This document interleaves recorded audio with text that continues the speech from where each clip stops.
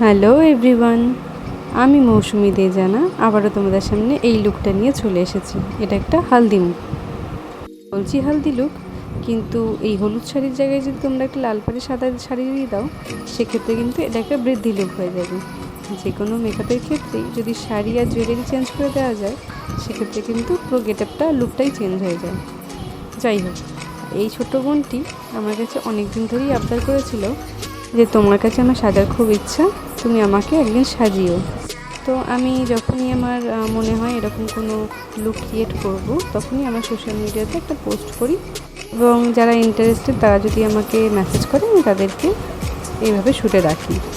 তো এই ফোনটির এই নিয়ে 3 নম্বর সময় যে ও আমায় পিং করেছে যে ও আমাদেরকে সাজাতে চায়, এবং আমি একবার রাজিও হয়ে যাই ওকে সাজাতে আর কি।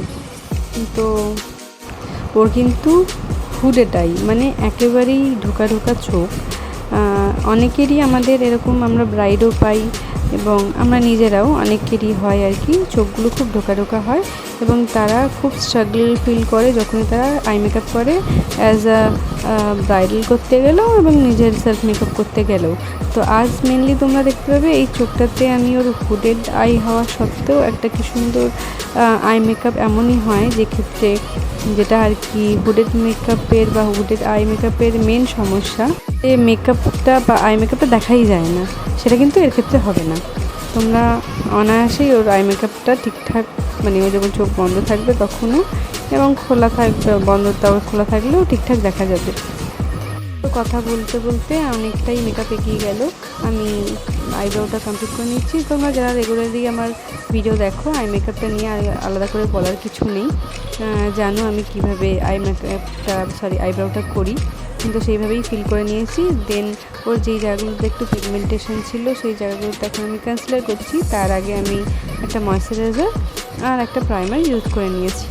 তোমাদের কাছে যেটা থাকবে সেটা ইউজ করে নেবে, যেটাই ইউজ করবে সেটাকে অ্যাপ্লাই করার পরে একটু সময় দিয়ে নেবে, কারণ সেগুলো খুব বেশি না হলেও 1 মিনিট সময় দিও, এগুলো অবজার্ভ হয়ে গেলে মেকআপটা তুমি যে কারণে তুমি ইউজ করছো সেটা ইউটিলাইজ হয় আর কি। তারপরেই আমি কনসিলার দিয়ে ওর যে জায়গাগুলোতে সমস্যা ছিল বা মানে ডার্ক সার্কেল পিগমেন্টেশন ছিল সেগুলো কভার করে এরপরে আমি ফাউন্ডেশন অ্যাপ্লাই করি। এটা ফরএভার 52 এর একটা ফাউন্ডেশন, সেটা আমার ঠিক মনে পড়ছে না, মিডিয়াম টু ফেয়ার কমপ্লেকশনেরই একটা আছে। তোমাদের কোনো যদি কোয়ারিজ থাকে তোমরা কমেন্টস করতে পারো, আমি জানিয়ে দেবো। যাক। আচ্ছা, যেটা বলা সেটা আগে বলি। আমি কিন্তু বিউটি ব্লেন্ডারটাকে জলে ড্যাম করে নিয়েছি, এটা আমি প্রত্যেকবারই বলি। এটা কিন্তু ব্লেন্ড করতে খুব সুবিধা হয়, এবং অবশ্যই ফাউন্ডেশন অ্যাপ্লাইয়ের পরে আমি একটা মানে টোনার ব্যবহার করে নিয়েছিলাম, যার জন্য ব্লেন্ড করতে খুব সুবিধা হয়, আর খুব সহজে ব্লেন্ডটা হয়ে যায়, সে তুমি যে এই ফাউন্ডেশনই ইউজ করো না কেন। চলো, তারপরে হচ্ছে আমি ইউজ করে নিলাম কনসিলার। আর সবথেকে বড় কথা হলো, সবসময় আমরা হাই বাজেটের কনসিলার ইউজ করতে পারি না, নিজের ক্ষেত্রেও ব্রাইডের ক্ষেত্রেও। সেক্ষেত্রেও যদি তুমি আরেকটু তোমার ব্রাইডকে বা তোমার এটাকে আরও এনহ্যান্স করতে চাও, সেক্ষেত্রে এই টেকনিকটা ইউজ করে নিও। দেখো, কিন্তু হুডেটাই যেটা আমি একটু আগেই আর একটা ব্রাশ দিয়ে দেখালাম, ও কিন্তু চোখ খুললে ওর চোখ কিন্তু মানে এই লিডটা কিন্তু একেবারেই বোঝা যাচ্ছে না। সেক্ষেত্রে আমাদের করতে হবে কি, আমাদের সবসময় একটা মাথায় রাখতে হবে যে আমরা সবসময় ক্রিজ লাইন ধরেই নিজেদের হোক বা ব্রাইটের হোক আই মেকআপটা স্টার্ট করি, মানে ক্রিজ লাইনে একটা শ্যাডো দিই, সেটাকে একটু ডার্ক হয়ে গেলে পরে আবার সেটা ব্লেন্ড করি। এই হুডেড আই যাদের, তাদের কিন্তু এই ক্রিজ লাইন ধরে কাজ করলে চলবে না, তাদের অবশ্যই ক্রিজ লাইনের ওপরে গিয়ে ক্রিজ ক্রিয়েট করতে হবে, মানে ওদের একটা ন্যাচারাল যে ক্রিজ থাকে সেই ক্রিজের ওপরে গিয়ে একটা ক্রিজ লাইন তোমায় ক্রিয়েট করতে হবে, এবং তারপরে অবশ্যই সেটাকে ব্লেন্ড করতে হবে। কিন্তু ওদের ক্রিজ লাইন মেনটেন করতে গেলে কিন্তু আই মেকআপের কিছুই দেখা যাবে না। তাই যাদের এই হুডেড আই, তাদের যেখানে ক্রিজ তার থেকে একটু ওপরে গিয়ে তোমরা প্রথমে ডট দিয়ে নেবে, 3খানা ডট দিয়ে নেবে, ডট দিয়ে সেই লাইনটা মেনটেন করে ক্রিজ করবে। তারপরেই তোমাদের যখন যার যেটা মানে কেউ হয়তো স্পটলাইট করতে চাইছো সেটাও করতে পারো, আমার মতো হাফ কাট কিস করতে পারো, ফুল কাট কিস করতে পারো। এটা ফুলই হয়েছে, আর যারা হাফ কাট কিস করতে চাও তারাও করতে পারো। যাদের হুডেড আই তাদের মেনলি মেনটেন করতে হবে এই জিনিসটাই, যে যাদের ক্রিজ আছে, মানে যার যেটা ন্যাচারাল ক্রিজ হুডেড আইয়ের ক্ষেত্রে বলছি, সেই ক্রিজ লাইন মেনটেন করে আই মেকআপ করলে চলবে না। অবশ্যই ক্রিজ লাইনের ওপরে গিয়ে তোমাকে একটা অর্ডিনারি ক্রিজ তৈরি করতে হবে, তারপরেই তোমাকে কাজ শুরু করতে হবে। আচ্ছা, এরপরে আমি ক্রিজটা লাইনটা দেখো করে তারপরে আমি একটা ফুল ক্রিজ কাট করে নিয়েছিলাম, যেটা আমি করে থাকি, আগেও তোমাদের দেখিয়েছি। খুব নিখুঁতভাবে সেটাকে করতে হবে। তারপরে সেটা করে আমি একটা ইনার কর্নারে একটা হাইলাইটার দিয়েছি, তারপর মধ্যেখানে একটা ইয়েলো শেড দিয়েছি। আমার এই ইয়েলো শেডটা হাত দিয়ে তুললে পিগমেন্টেশন খুব ভালো আসে, সেই জন্য আমি হাত থেকে নিয়েছি। তোমাদের যদি মনে হয় তোমরা ব্রাশে খুব ভালো পিগমেন্টেশন পাচ্ছ, সেক্ষেত্রে তোমরা ব্রাশ ইউজ করতে পারো।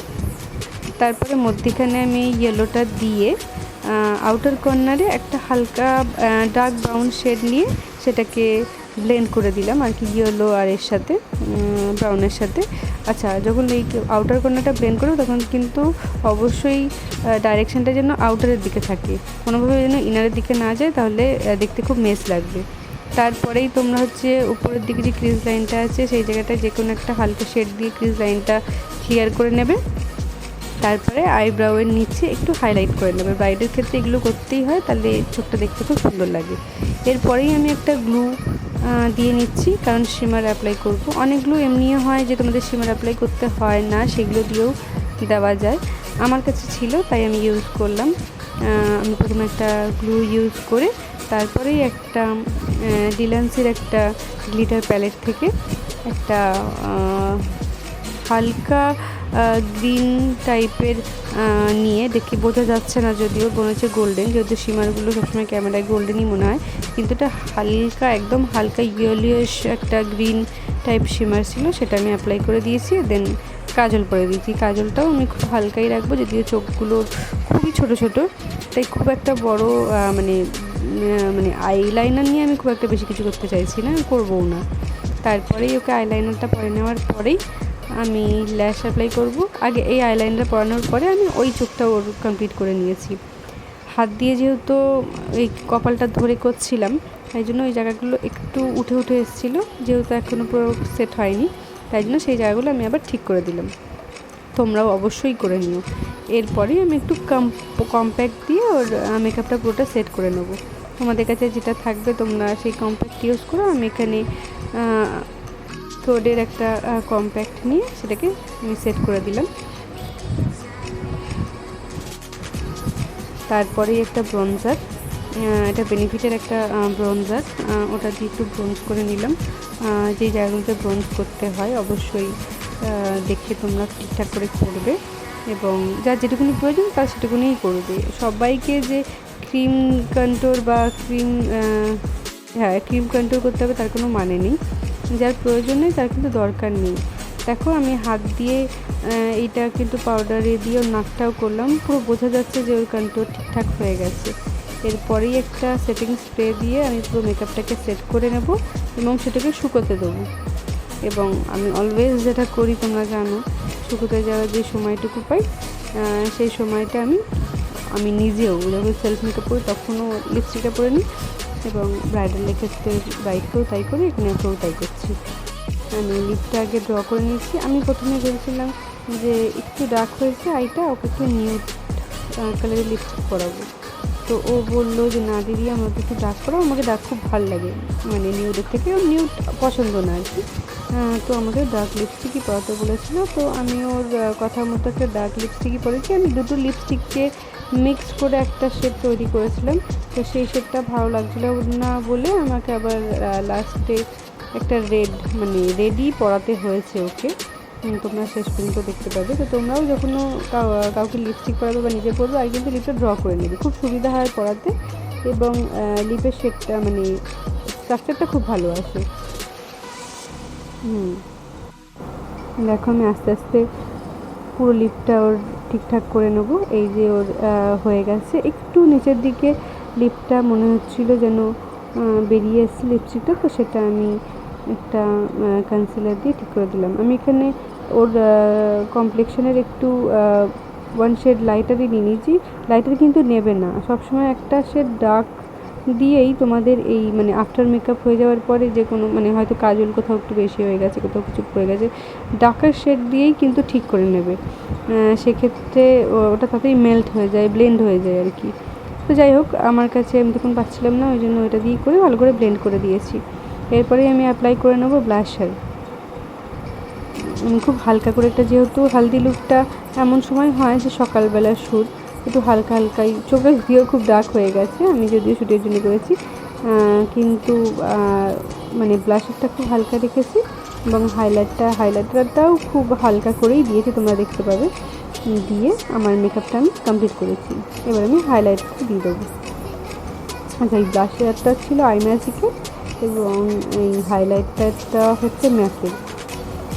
এই যে এবার আমার ফুল লুকটা তোমরা দেখতে পাবে, আমি ওকে টিপও করেই দিয়েছি। এবার হাইলাইটারটাও দিয়ে দিচ্ছি আস্তে আস্তে। দেখো,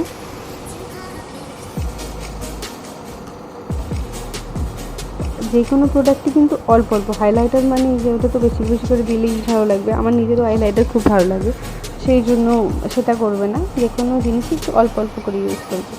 এই যে দেখো, এটা আমার ফুল লুক, মানে ওর সব কিছু করার আগে ফুল লুক, এটা হচ্ছে সব কিছু করার পরে ওর ফুল লুক। ও খুব খুশি ছিল, এতদিনের অপেক্ষাও শেষ হয়েছে এবং আমিও খুব খুশি। তোমরা জানো কেমন হয়েছে।